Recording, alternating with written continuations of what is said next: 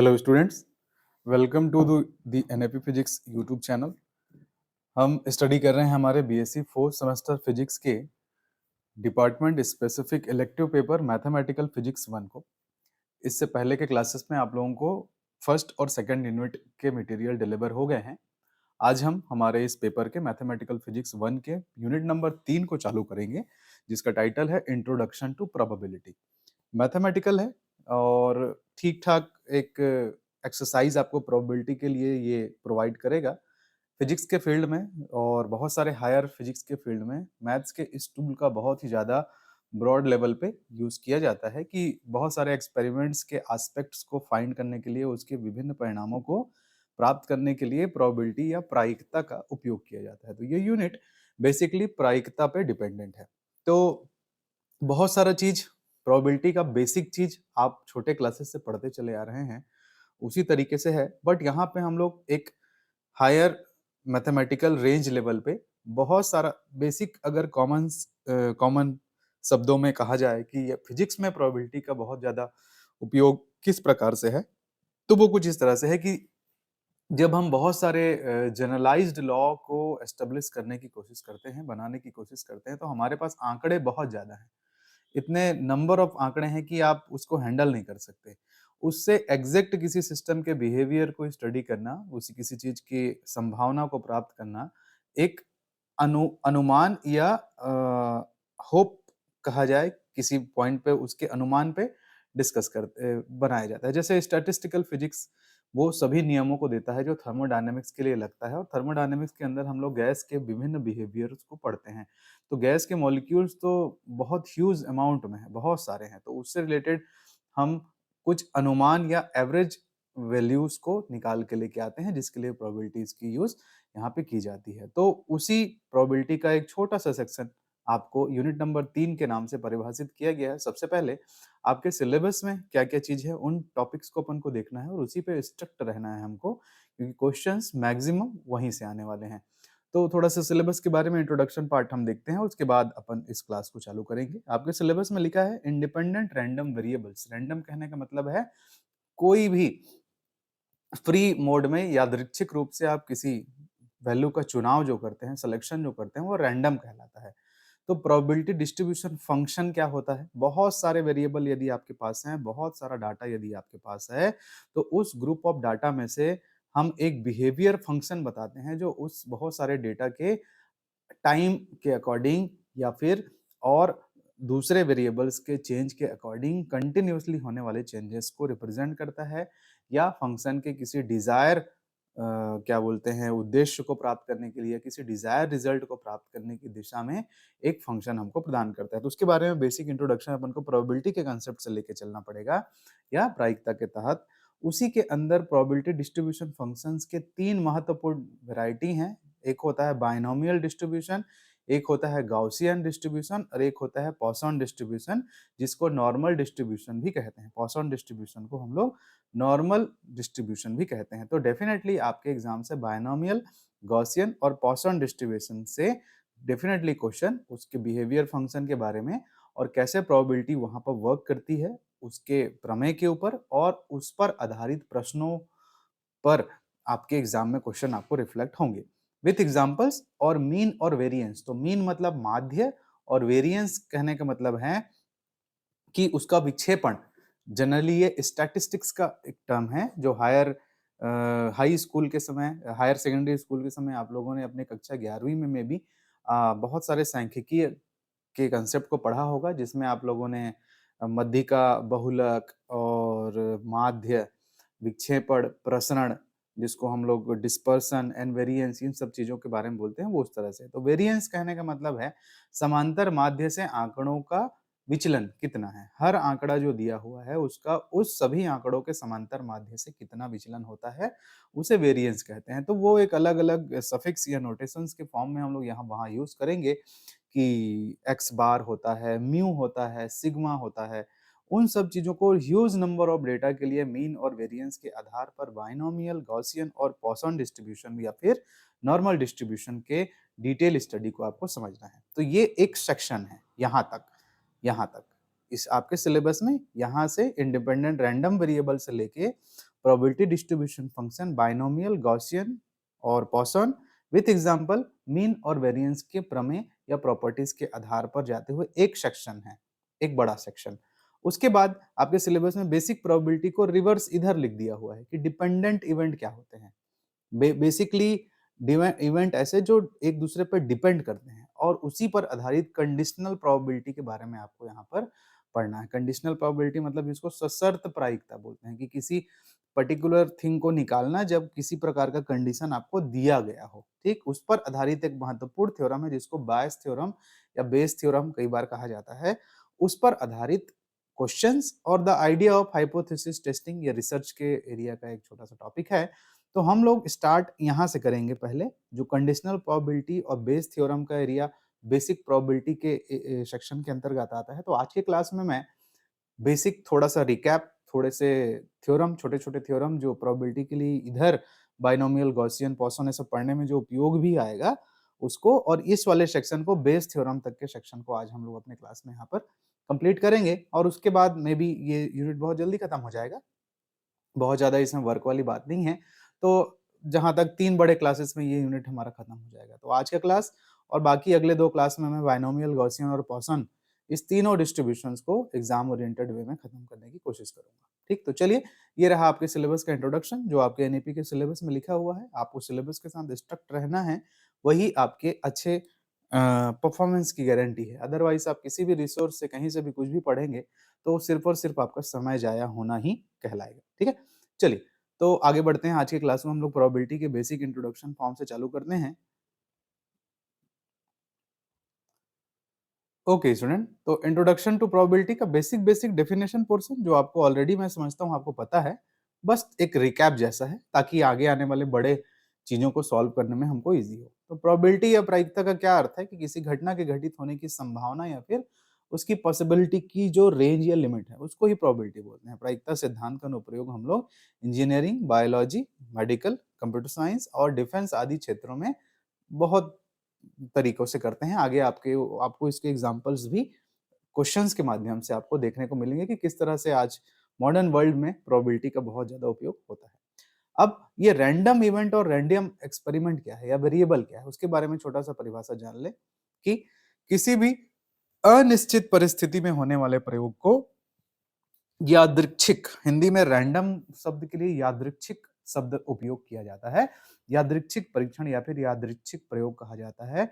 It means the uncertain experiments और called random event और random experiment. Suppose example tossing a coin. आप coin को toss करते हैं तो आपको ये पता नहीं है कि हेड आएगा या टेल आएगा। थ्रोइंग अ डाइस, पासे को आप उछालते हैं तो आपको पहले से ये नहीं पता रहता, अनिश्चित होता है कि कौन सा नंबर आपके ऊपरी सरफेस पे आएगा। 12 पैक ऑफ कार्ड्स की ताश के 52 पत्तों में से रैंडमली कुछ भी सिलेक्ट करेंगे तो वो कुछ भी आ सकता है। तो ये सारे उसके उदाहरण हैं। सैंपल स्पेस किसको कहेंगे, क्योंकि ये रिसर्च का एरिया का प्रोबेबिलिटी आगे चल के हम पढ़ेंगे। तो सैंपल स्पेस कहने का मतलब कि जितने परिणाम पर्टिकुलर घटना से रिलेटेड अवेलेबल हैं वो कहाँ पर प्राप्त होंगे, उन सभी परिणामों का जो रिजल्ट या समूह है वो सैंपल स्पेस कहलाता है। जैसे कि कॉइन के लिए सैंपल स्पेस क्या होगा, S is equal to H और टी, मतलब हेड और टेल। तो टोटल इवेंट हेड और टेल सबको मिला के एक समुच्चय या सेट आप बनाएंगे, ग्रुप आप बनाएंगे, वो सैंपल स्पेस है। सिमिलरली डाइस के लिए टोटल 1 से लेके 6 तक के नंबर्स आ सकते हैं, तो ये उसका सैंपल स्पेस हो जाएगा। ठीक है, उसके बाद सबसे महत्वपूर्ण प्रायिकता पढ़ने के लिए इवेंट क्या होता है, घटना। तो इवेंट जिस चीज को हम चाहते रहते हैं वो कि एक सबसेट होता है सैंपल स्पेस का। ठीक, हमारे फेवर का कोई चीज जिसको हम लोग चाहते हैं कि ये डन हो रहा है या नहीं हो रहा है या फिर उसका क्या कंसेप्ट है, और वो किसी न किसी प्रकार से हमारे सैंपल स्पेस का सबसेट होता है, उसको बिलोंग करता है। ठीक है, ठीक। Mutually exclusive event, exclusive event को अपवर्जी घटनाएं कहते हैं, हिंदी का टर्म जहां तक मुझे याद आ रहा है। ठीक, अपवर्जी कहने से एग्जैक्ट समझ में नहीं आता, बट मीनिंग को आप समझिए। एक्सक्लूसिव कहने का मतलब है दो घटनाओं का एक साथ घटित नहीं होना, अलग अलग। वो घटना स्वतंत्र रूप से अलग अलग घटित होती हैं कि दो events A and B are mutually exclusive if A and B can not happen simultaneously. मतलब ए इंटरसेक्शन बी आप निकालेंगे तो आपको फाइनल सेट मिलेगा।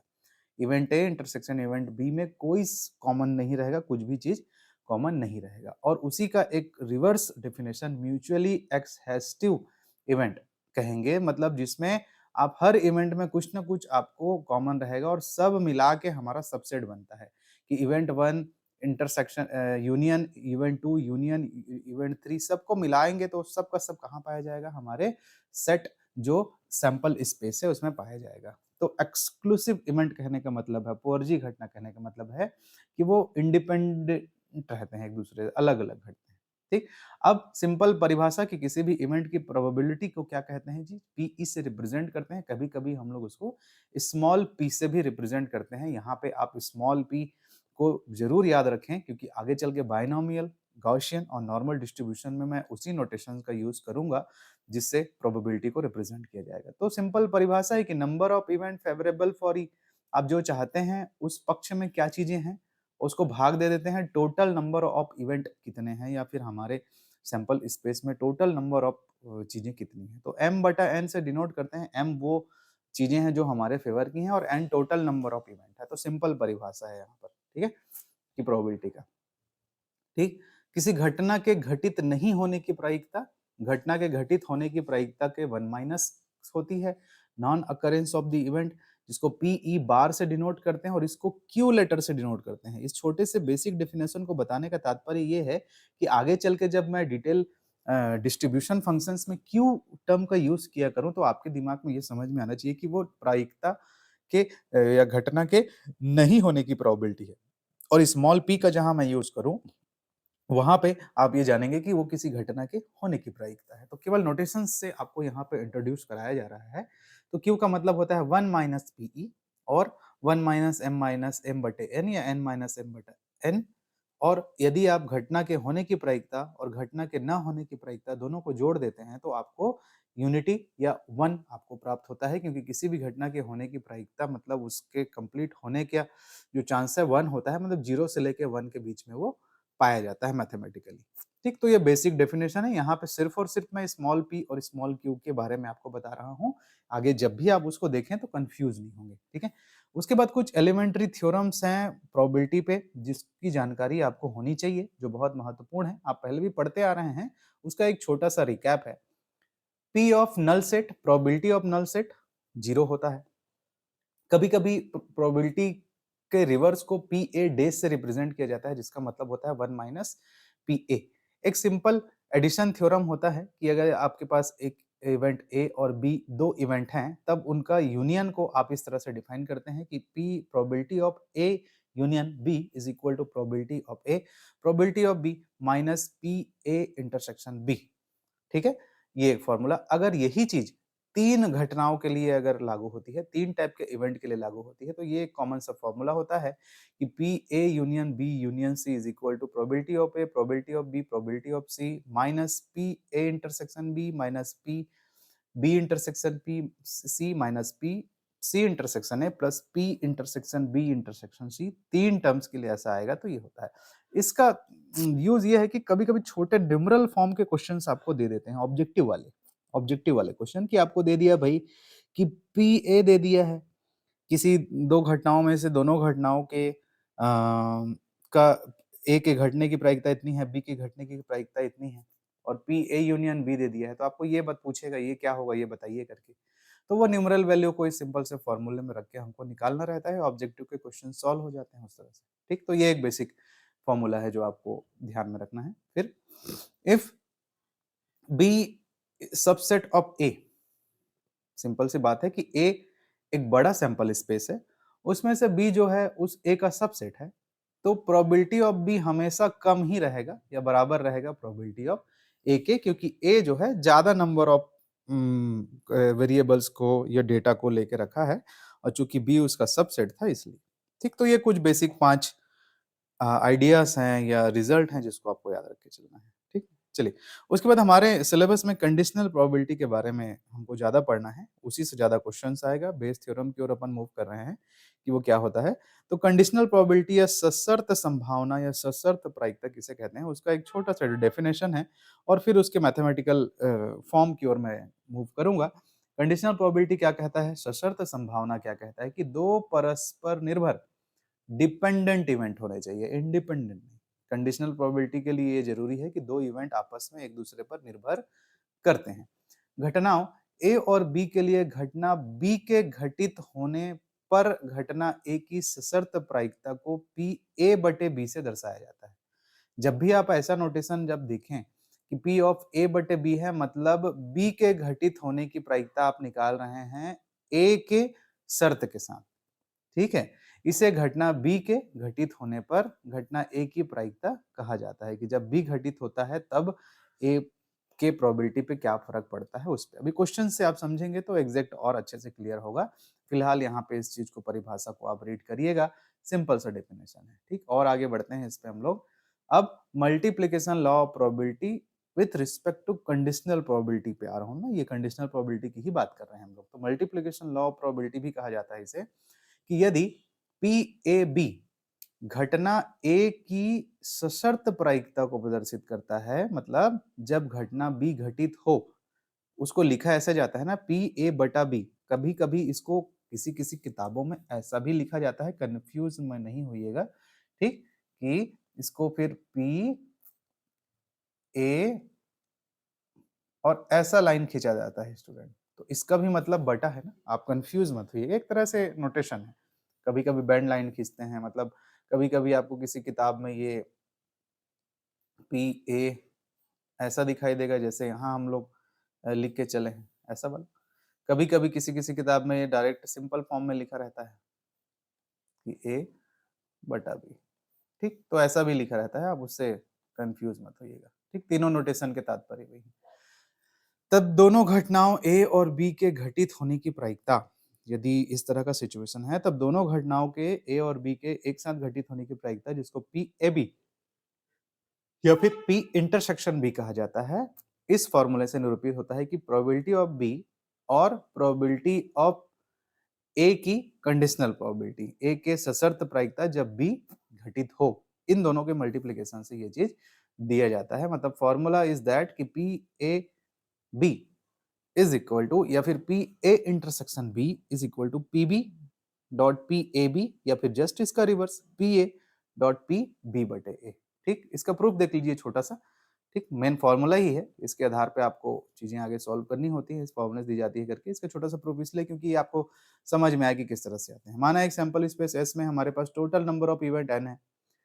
मान लेते हैं M1 उन घटनाओं की संख्या है जो घटना B के लिए फेवरेबल है। M1 जो घटना B के लिए फेवरेबल है और साथ ही घटना A के लिए भी फेवरेबल है। तो M1 उन घटनाओं की संख्या है जो A के लिए भी फेवरेबल है और घटना B के लिए भी फेवरेबल है, तथा M2 उन घटनाओं की संख्या है वो जो सिर्फ B के अनुकूल है या सिर्फ B के फेवरेबल है।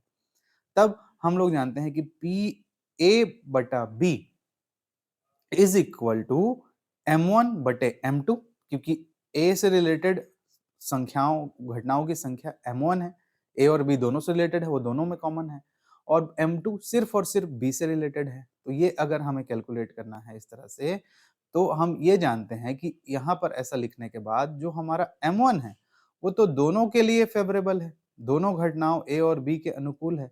तो अगर मैं इंडिविजुअली प्रोबेबिलिटी ऑफ A और प्रोबेबिलिटी ऑफ B निकालूंगा, है ना, ठीक है, तो इस चीज को अब अगर अपन डिफाइन करेंगे कि भाई जो M1 था वो तो A और B दोनों के लिए फेवरेबल था, शुरू में ही डिफाइन किए थे, मतलब P A इंटरसेक्शन B का जो प्रोबेबिलिटी होगा वो M1, क्योंकि M1 फेवरेबल दोनों के लिए है, बटे टोटल इवेंट मतलब N, और प्रोबेबिलिटी ऑफ B जो कि M2 होगा क्योंकि M2 फेवरेबल है, बटे टोटल इवेंट ऑफ P। तो फिर P A बटे B में M1 बटे M2 जो लिखा था उसको हम लोग M1 बटे N और M2 बटे N इस तरह से अगर आप परिभाषित करके एडजस्ट करते हैं तो M1 बटे N के जगह मैं लिख सकता हूँ P A इंटरसेक्शन B, और M2 बटे N के जगह मैं लिख सकता हूँ P of B probability of B। और इसको अगर आप क्रॉस मल्टीप्लाई कर लें यहाँ से, तो P A इंटरसेक्शन B का मान probability of B probability of conditional probability of A से रिप्रेजेंट होगा। तो इन दोनों चीजों के मल्टीप्लिकेशन से हम P A इंटरसेक्शन B प्राप्त करते हैं, इसीलिए इसको multiplication theorem of the probability कहते हैं। रिवर्स मोड में आप अगर P B बटा A निकालना चाहते हैं तो जस्ट चीजें यहाँ पर रिवर्स हो जाएंगी, यहाँ ए आ जाएगा और ये बी बटा ए हो जाएगा और आपको ये फॉर्मूला मिल जाएगा। तो ये फॉर्मूला जो निकल के आता है वो पी ए इंटरसेक्शन बी का कंडीशनल प्रोबेबिलिटी के आधार पे आपको चीजें प्रदान करता है। इस पे कुछ क्वेश्चन अभी अपन देखते हैं, तब आप इसके एग्जैक्ट मीनिंग को अपने माइंड में अच्छे से क्रॉस आउट कर पाएंगे। ठीक है। हाँ, एक चीज और, इसका रिजल्ट यहाँ पे हम लोगों ने ये माना है कि दोनों घटनाएं डिपेंडेंट है।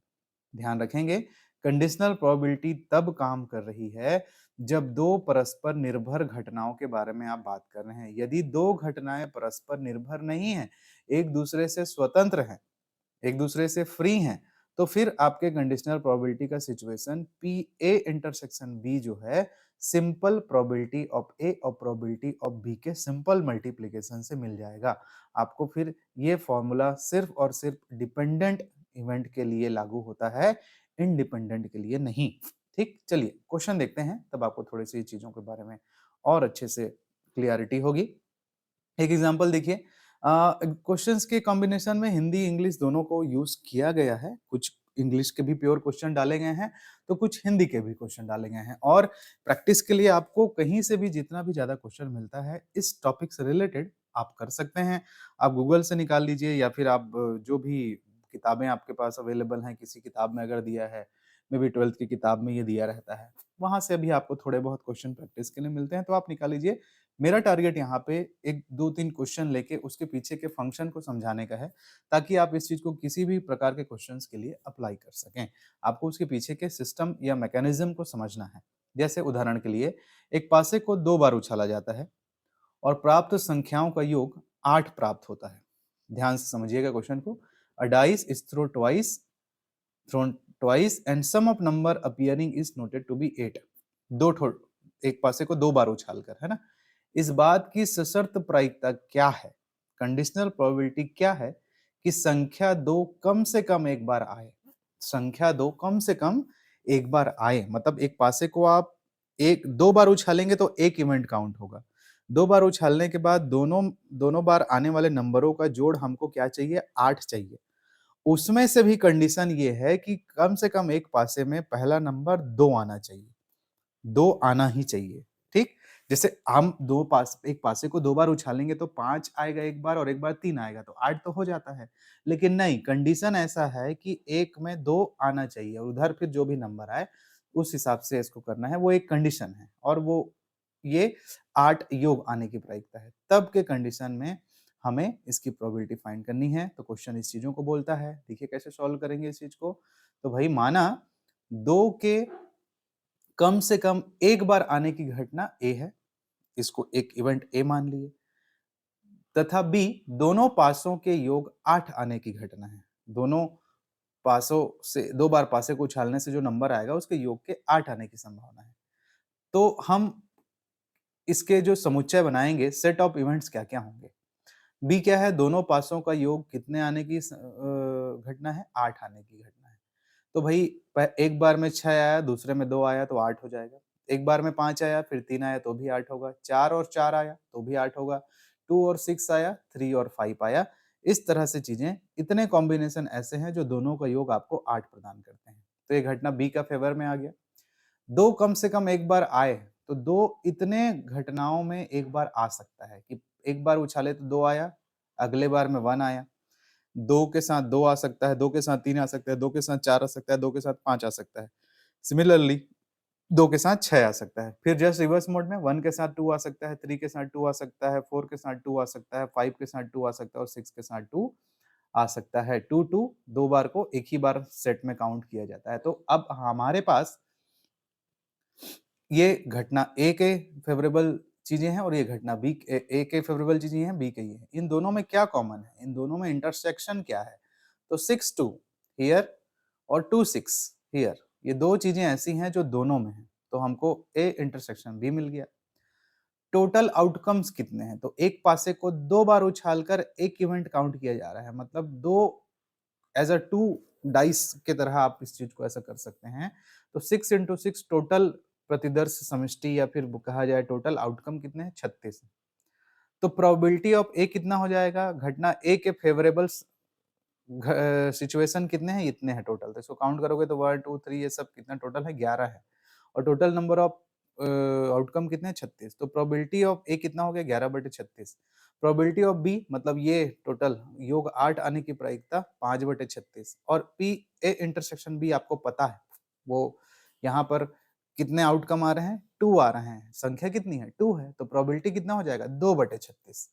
हमको घटना ए के सशर्त प्रायिकता को ज्ञात करना है जब बी घटित हो, मतलब हमको क्वेश्चन में देखिए इस बात की सशर्त प्रायिकता क्या है कि संख्या 2 कम से कम एक बार आए, और ये चीजें भी रहे वहां पर, तो ए 2 कम से कम एक बार आए को घटना क्या बोले हैं हम लोग यहाँ पर ए से डिनोट किए हैं, ये देखिए, तो ए कंडीशनली बी प्राप्त करना है, तो फॉर्मूला कैसे लिखोगे फिर आप उस कंडीशन में कि P A conditionally B is equal to P A intersection B divide by P of B. ये फॉर्मूला हमने यहाँ डिवाइड करके आया है स्टूडेंट, ये वाला, ये देखिए,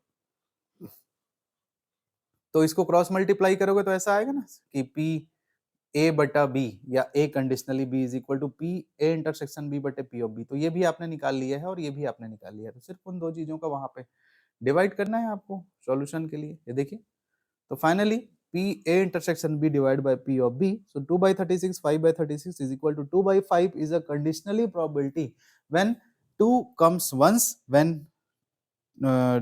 sum of two numbers are equal to 8। तो इस तरह के क्वेश्चंस आपको एग्जाम में रिफ्लेक्ट हो सकते हैं क्योंकि ये टॉपिक पर डिपेंड करता है। इस तरह के और जितने क्वेश्चन आपको प्राप्त होता है उसको आप अपने स्तर पर प्रैक्टिस करिएगा, बनाइएगा, है ना। तो छोटे क्वेश्चन रिलेटेड 3 नंबर 2 नंबर के क्वेश्चन, इस तरह 3 नंबर वाले जनरली ऐसे इस तरह के छोटे आपको रिफ्लेक्ट हो सकते हैं एग्जाम में, ठीक है। चलिए, मैं अब इस कंडीशनल प्रोबेबिलिटी के एक बहुत ही बेसिक या महत्वपूर्ण थ्योरम बेस थ्योरम पे आ रहा हूँ।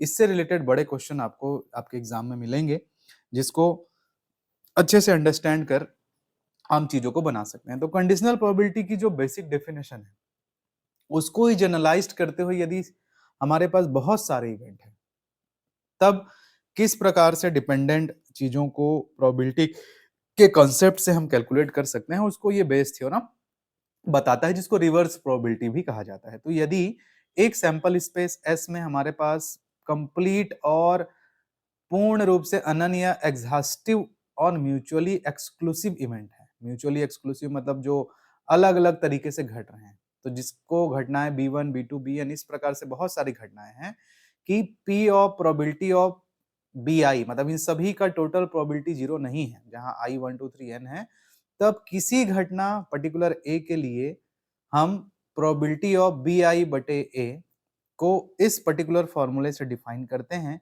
इस स्टेटमेंट को ही बेस थ्योरम कहते हैं।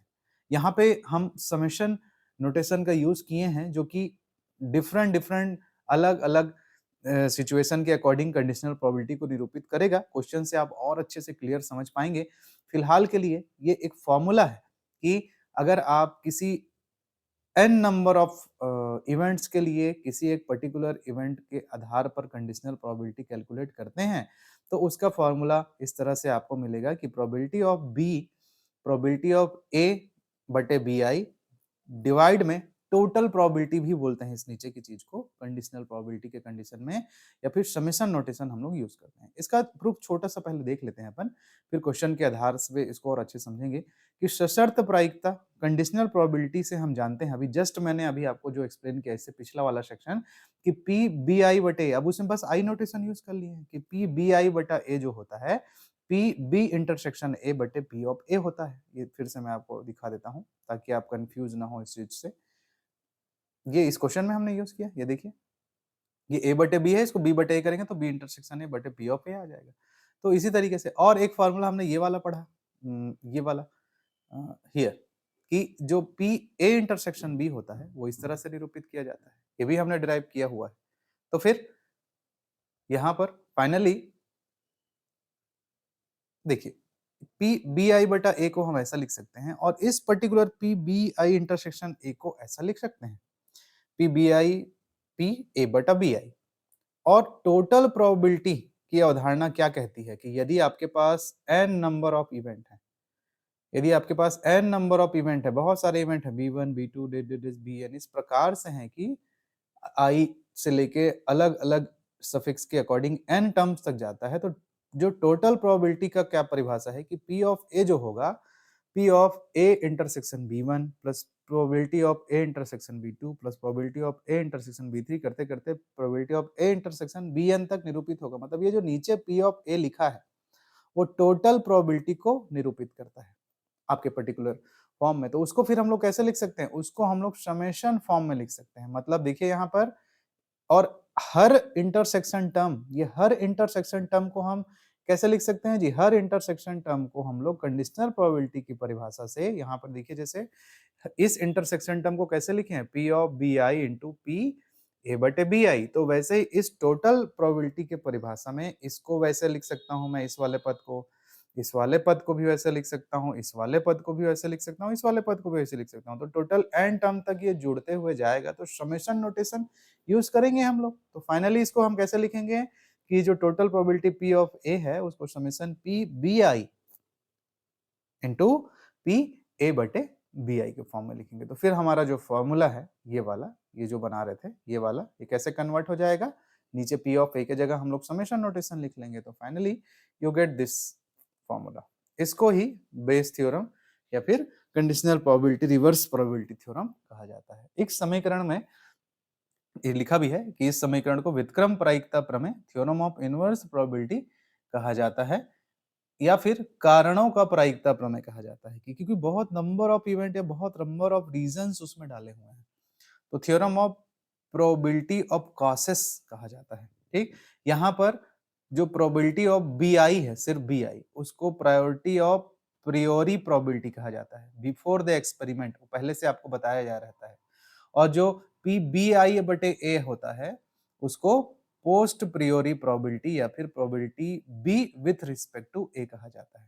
ठीक, क्लियर।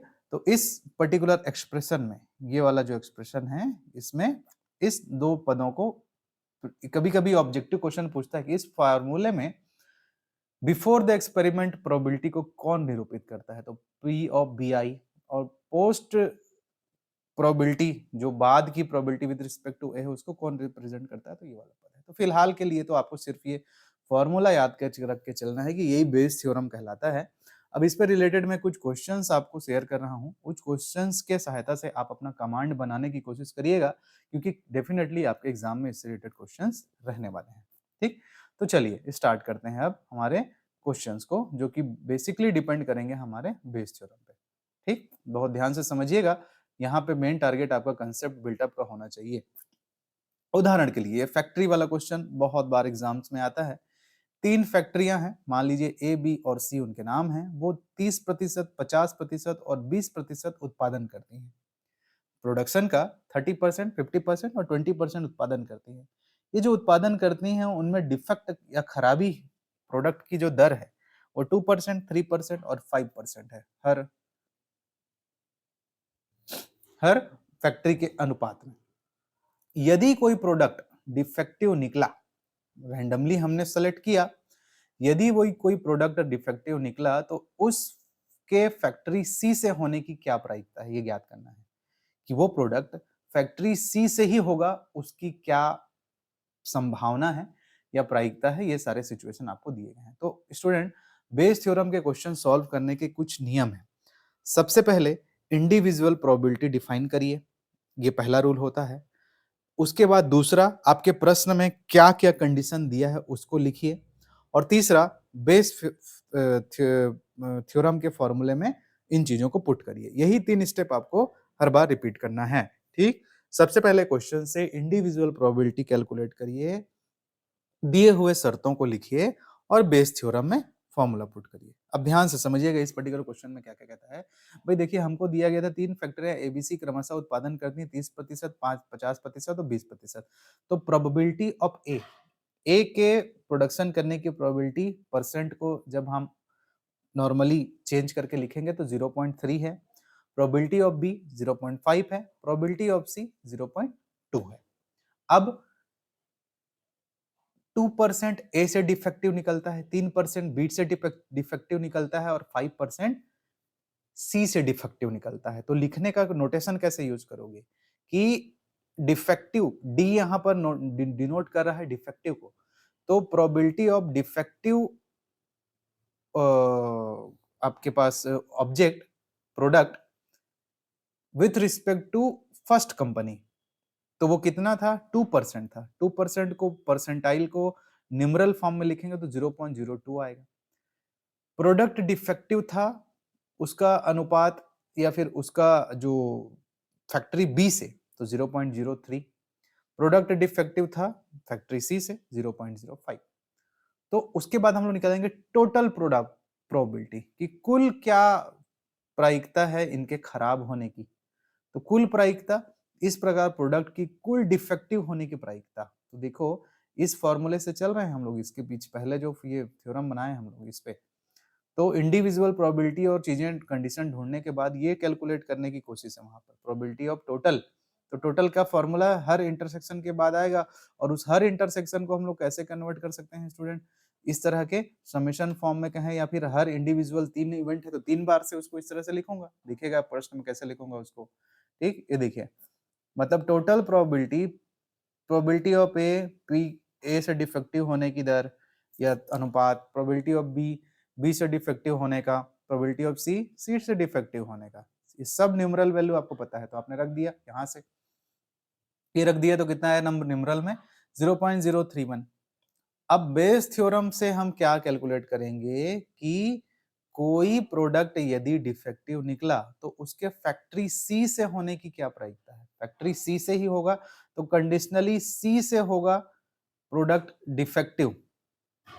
ध्यान दीजिएगा, फैक्ट्री प्रोडक्ट से निकल रहा है सी से और डिफेक्टिव होने की कंडीशनल प्रोबेबिलिटी क्या है, तो इस तरफ क्या लिखेंगे, फॉर्मूला ये है, फॉर्मूला जनरल फॉर्मूला ये है, तो कैसे लिखेंगे P ऑफ D बटे C into P of C divide by P of D, मतलब टोटल प्रोबेबिलिटी। तो टोटल प्रोबेबिलिटी ये हम लोग ऑलरेडी निकाल चुके हैं, जो समेशन वाला टर्म होता है। P ऑफ D बटे C आपको ऑलरेडी पता है न्यूमरल फॉर्म में, और P ऑफ C भी आपको ऑलरेडी पता है न्यूमरल फॉर्म में। तो अब इस फॉर्मूले में सारी चीजों को रख देने के बाद आपको यहाँ पर एक कंटेंट मिलता है कि P of C by D या CD 0.05 into 0.2 something of that. तो फाइनली कैलकुलेट करके 0.3226, और इसको अगर आप परसेंटाइल मोड में लिखेंगे तो आप इसको लिख सकते हैं कि 32% चांस है कि वो कहाँ से होगा, फैक्ट्री सी से होगा, कि वो प्रोडक्ट आप जो आपको मिलेगा वो फैक्ट्री सी से मिलेगा। तो ये एक तरह का क्वेश्चन हो गया। चलिए एक और वैरायटी क्वेश्चन में आगे बढ़ता हूं। आपका जो टारगेट है इसके पीछे के फॉर्मूले के एप्लीकेशन को समझना है, कैसे अप्लाई कर रहा है उसको समझना है। चलिए ध्यान से देखिए, एक कक्षा में 60% बॉयज हैं और 40% गर्ल्स हैं। यदि 30% बॉयज और 20% गर्ल्स मैथमेटिक्स पसंद करते हैं, तो यदि कोई विद्यार्थी मैथमेटिक्स पसंद करता है तो उसके बॉय होने की प्रोबेबिलिटी फाइंड करना है। ठीक, क्वेश्चन आपको समझ में आ गया।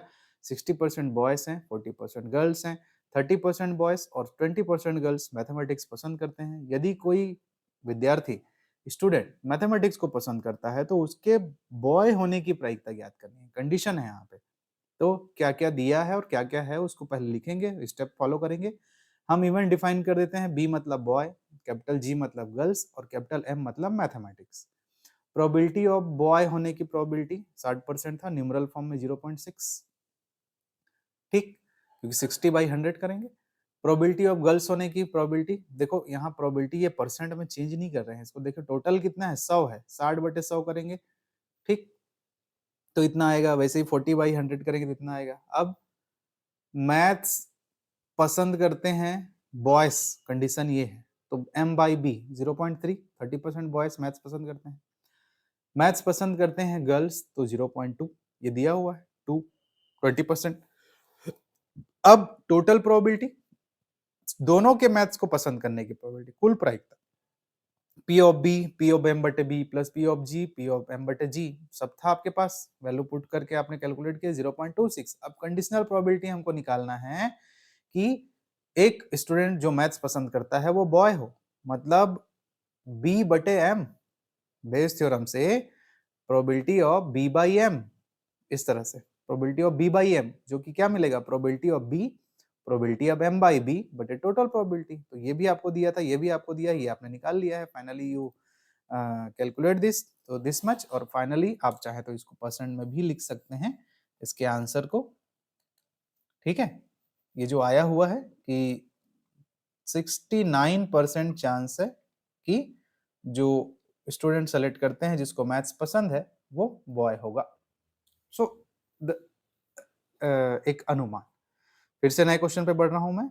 इस क्वेश्चन से भी आपको कुछ चीजें क्लियर हुई होंगी, यहां समझेंगे।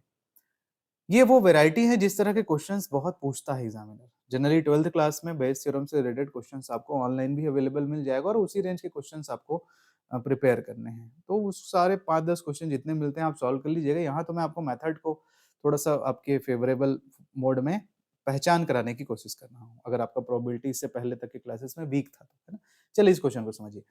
3 बॉक्स हैं हमारे पास जिनमें सफेद और काले रंग की गेंदें हैं। 3 बॉक्स हैं। पहले बक्से में 3 सफेद 2 काली गेंदें हैं, दूसरे बक्से में 2 सफेद 3 काली गेंदें हैं और तीसरे बक्से में 4 सफेद 1 काली गेंदें हैं। डिफाइन कर दिए तीनों बक्से को। बिना किसी पक्षपात के, मतलब रैंडम तरीके से एक बक्सा चुना जाता है और उसमें से एक सफेद गेंद रैंडम तरीके से चुनी जाती है, यादृच्छिक रूप से चुनी जाती है। इस बात की क्या प्रायिकता है या क्या संभावना है कि वह गेंद तीसरे बक्से से निकाली गई है? इस बात की क्या प्रायिकता है कि वह गेंद तीसरे बक्से से ही निकाली गई है? तो इस चीज को आपको फाइंड करना है कि वो चांस क्या है, कितना है। इवेंट डिफाइन कर दीजिए। E1 गेंद के पहले बक्से से चुना जाना, वैसे E2 दूसरे बक्से से चुना जाना, E3 तीसरे बक्से से चुना जाना। और क्या क्या चीज आपको दिया है? ए चुनी हुई गेंद के सफेद होने की घटना, और एक इवेंट हमने डिफाइन कर दिया, ए चुनी हुई गेंद के सफेद होने की घटना। तो 3 बक्से हैं और तीनों बक्सों का चुना जाना, तीनों बक्सों का चुना जाना का प्रायिकता क्या होगा? प्रायिकता ऑफ E1 E2 E3 सब कितना होगा? 1/3। टोटल इवेंट कितने हैं? 3 है। उसमें से किसी एक बक्से को चुनना है तो प्रायिकता P ऑफ E1 भी 1/3 आएगा, P ऑफ E2 भी 1/3 आएगा, P ऑफ E3 भी 1/3 आएगा। अब प्रोबेबिलिटी ऑफ A/E1, सफेद गेंद को चुना जाता है पहले बक्से से, ये ध्यान दीजिएगा इस नोटेशन का मतलब। सफेद गेंद को चुना जाता है पहले बक्से से, तो पहले बक्से में सफेद गेंद कितनी है और उस बक्से में टोटल गेंदें कितनी हैं, यही करेंगे। P ऑफ A/E2, सफेद गेंद चुनी जाती है दूसरे बक्से से, तो दूसरे बक्से में कितनी सफेद गेंदें हैं, टोटल कितनी गेंदें हैं। वैसे ही सेम तीसरे बक्से के लिए तो क्वेश्चन में तो दिया है ना, यहाँ पे लिखा हुआ है कि भाई ये 3 बक्से हैं, पहले बक्से में 3 सफेद और 2 काली गेंदें हैं, तो टोटल गेंदें 5 हैं और 3 सफेद हैं तो 3/5। इसमें 2 सफेद हैं 3 काली हैं तो 2/5, और इसमें 4 सफेद और 1 काली हैं तो 4/5। तो इंडिविजुअली ये सिलेक्शन आपको इस तरह से मिल जाएगा। P of A/E1 A/E2 A/E3 this much. अब बेस थ्योरम से हमें सफेद गेंद चुननी है। कंडीशन यह है कि तीसरे बक्से से होगा क्या, उसका प्रायिकता निकालना है। तो P(E3/A) is equal to PA/E3 P(E3) divide by total probability. अभी तक के पिछले 2 क्वेश्चंस में मैंने टोटल प्रोबेबिलिटी अलग से निकाली थी। समेशन नोटेशन में फॉर्मूला होता है, इसलिए आप ये तीनों को यहाँ पे पुट आउट कर देंगे। तो P of AE1 conditionally PE1 plus P of AE2 conditionally PE2 plus similarly E3 के लिए सारे वैल्यूज आपको यहाँ पर अवेलेबल हैं, तो उन सारी चीजों को यहाँ पुट आउट कर देंगे। Then finally you have a numeral answer 4/9। और अगर बाद में उसको आप परसेंट वगैरह में चेंज करते हैं किसी प्रकार से, तो वो उतने परसेंट का चांस या उतने न्यूमेरल फॉर्म में वो आंसर है जिसके तहत उस गेंद सफेद गेंद के आपके डिब्बे 3 से प्राप्त होने की प्रायिकता है। ठीक, चलिए कुछ और क्वेश्चन में बढ़ा रहा हूँ जल्दी से ताकि क्लियर हो सके। तो ये 3 क्वेश्चन हिंदी मीडियम के स्टूडेंट्स, हिंदी में लिखा हुआ है, आप इसके पीछे जो फॉर्मूला काम कर रहा है उसको समझने की कोशिश करिएगा। और क्वेश्चंस हम लोग देखते हैं। कुछ क्वेश्चंस मैंने इस तरह से लिए हुए हैं। ठीक, ये वो क्वेश्चंस हैं जो वैरायटी, जैसे स्टूडेंट वाले क्वेश्चन, फैक्ट्री से उत्पादित उत्पाद वाले क्वेश्चंस, सच बोलना झूठ बोलने वाले क्वेश्चन, इस तरह के क्वेश्चन डेफिनेटली पेपर में आते हैं बड़े मार्क्स में, 5 नंबर 6 नंबर समथिंग। ठीक, इस क्वेश्चन को देखिए, बहुत फेवरेबल है, बहुत सारे एग्जाम्स में रिपीट होते रहता है फैक्ट्री वाला। 3 कंपनीज XYZ प्रोड्यूस टीवी। 3 कंपनियां हैं जो कि टीवी उत्पन्न करती हैं। X इतना प्रोडक्ट उत्पन्न करता है जो कि Y से दुगना है, जबकि Y और Z एक समान प्रोडक्शन करते हैं, बराबर मात्रा में प्रोडक्शन करते हैं। Produce the same number. It is known that 2% of X, 3% of Y and 4% of Z are defective. इन तीनों कंपनियों से रिलेटेड इतना इतना इतना परसेंट प्रोडक्ट डिफेक्टिव है। सभी टीवियों को यदि हम लोग एक ही दुकान में रख दें और रैंडम तरीके से हम लोग एक टीवी यदि हम लोग चुने, तो इस बात की क्या प्रोबेबिलिटी है कि वो डिफेक्टिव है और वो सेलेक्टेड टीवी जो कहाँ से सेलेक्ट बनाया गया है, कंपनी जेड से बनाया गया है, इस बात की क्या प्रायिकता है इस चीज को चुनना है कि यदि हम लोग टीवी सेलेक्ट करते हैं रैंडम तरीके से तो इस बात की क्या गारंटी है या फिर क्या प्रायिकता है कि वो डिफेक्टिव है और कंपनी जेड से मैन्युफैक्चर्ड हुआ था। तो सिंपल स्टेप फॉलो करना है बेस थ्योरम के लिए। इंडिविजुअल प्रोबेबिलिटी फाइंड करिए, जो कंडीशंस दिए हैं उसको लिखिए और लास्ट में बेस थ्योरम में वैल्यूज को पुट करिए। इंडिविजुअल प्रोबेबिलिटी क्या निकलेगी, एक्स जो कंपनी है वो वाई से दुगना प्रोडक्शन करता है और वाई और जेड जो है एक समान प्रोडक्शन करते हैं। उस आधार पर probability of X 1/2, probability of Y और प्रोबेबिलिटी ऑफ जेड 1/4 हो जाएगा, जस्ट उससे डबल होने की वजह से। तो इंडिविजुअली प्रोबेबिलिटी हमने कैलकुलेट कर दिया। डिफेक्टिव होने की टोटल प्रोबेबिलिटी निकाल लीजिए, तो डिफेक्टिव होने की total probability probability of x into probability of defective product from the x company, तो वो तो दिया है आपको 2% है, तो उसको 0.02 लिख लेंगे और प्रोबेबिलिटी ऑफ फर्स्ट कंपनी 1/2, वैसे ही सेकंड का वैसे ही थर्ड का, ये रख के टोटल न्यूमरल वैल्यू आपको मिल गया ये वाला। और उसको फिर लास्ट में बेस थ्योरम से हमको रख देना है कि प्रोडक्ट का डिफेक्टिव होना कंपनी नंबर 3 या फिर जेड से, जिसको आप लिखेंगे P Z P by D by Z बटे टोटल प्रोबेबिलिटी। तो ये तो आपको दिया हुआ है ऑलरेडी, इस चीज को पुट आउट करेंगे, डिवाइड करेंगे, then finally you have a numeral value this type 0.37 और 37% चांस है कि वो डिफेक्टिव प्रोडक्ट कंपनी जेड के द्वारा बनाया गया होगा। ठीक है, ये आंसर हो गया। एक और क्वेश्चन देखते हैं फिर इस क्लास को एंड करेंगे। Base some is very important आपका, ये मैं क्वेश्चंस बार बार वैरायटी करा रहा हूँ, ध्यान दीजिएगा, इस वैरायटी के क्वेश्चन आपको मिलेंगे पेपर में, ठीक है, 5-6 नंबर के रेंज पे। तो एक क्वेश्चन कि अ बैग कंटेन 4 रेड 4 ब्लैक, और एक और बैग है जो कि 2 रेड और 6 ब्लैक बॉल को कंटेन करता है। दो ठो बैग है, एक बैग में 4 रेड 4 ब्लैक बॉल है, एक बैग में 2 रेड और 6 ब्लैक बॉल है, ठीक है। One of the two bag is selected at the random, इन दोनों में से कोई एक बैग को अगर हम लोग रैंडमली सेलेक्ट करते हैं तो, और कोई एक गेंद यदि वहां से निकाली जाती है, ठीक, from the bag which is found to be red, जो कि लाल रंग की है, तो हमें यह प्रायिकता ज्ञात करनी है कि वह पहले बैग से निकाली गई थी, इस चीज का क्या चांस है। ठीक, रैंडमली हम लोग निकालते हैं तो इस बात का क्या चांस है कि वो पहले बैग से निकाली जाएगी। B1 बॉल कहाँ से निकाला जाता है, बैग 1 से, इवेंट डिफाइन कर दीजिए। B2 बॉल बैग B2 दूसरे बैग से निकाली जाती है, उसको डिफाइन कर दीजिए। और R बॉल के लाल होने, रेड कलर के बॉल होने के लिए डिफाइन कर दीजिए। तो probability that ball is drawn from bag 1 if ball is red, हमें इस चीज को कैलकुलेट करना है कि बॉल के रेड होने की प्रायिकता जब वो पहले वाले बैग से निकाला जाए क्या होगा। तो इसका फॉर्मूला सिंपल कि बॉल के रेड होने की प्रायिकता जब वो पहले बैग से निकाला जाएगा, तो प्रोबेबिलिटी ऑफ B1 यहाँ से प्रोबेबिलिटी ऑफ R बटे B1, नीचे probability of B1 probability of R बटे B1 प्लस ये टोटल प्रोबेबिलिटी। तो देखिए प्रोबेबिलिटी ऑफ B1 क्या है, probability that ball is drawn from bag 1, पहले बैग से बॉल के निकाले जाने की प्रायिकता। तो पहले बैग में देखिए टोटल कितने रेड कलर के बॉल हैं 4 और टोटल बॉल कितने हैं 8, तो 4/8 करोगे तो 1/2 हो जाएगा। सिमिलरली दूसरे probability that ball is drawn from bag 2, दूसरे आपके बैग से रेड कलर का बॉल फाइंड करने के लिए, ओके ओके, ये probability that ball is drawn from bag 1 1/2, probability that ball is drawn from bag 2 1/2, मतलब दो बैग हैं जी, और दोनों बैगों में से किसी एक को चुनने की प्रोबेबिलिटी 1/2 1/2 है।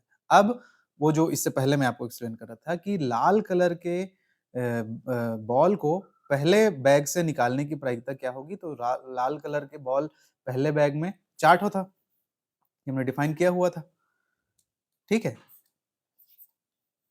यहाँ पर कि ऐसे एक बॉल डिफाइन किया था जिसमें 4 रेड और 4 ब्लैक था। तो इसमें जो लाल रंग का बॉल कितना है 4 है और टोटल कितना है 4 + 4 उसी चीज को यहाँ पर लिखे हैं यहाँ पर।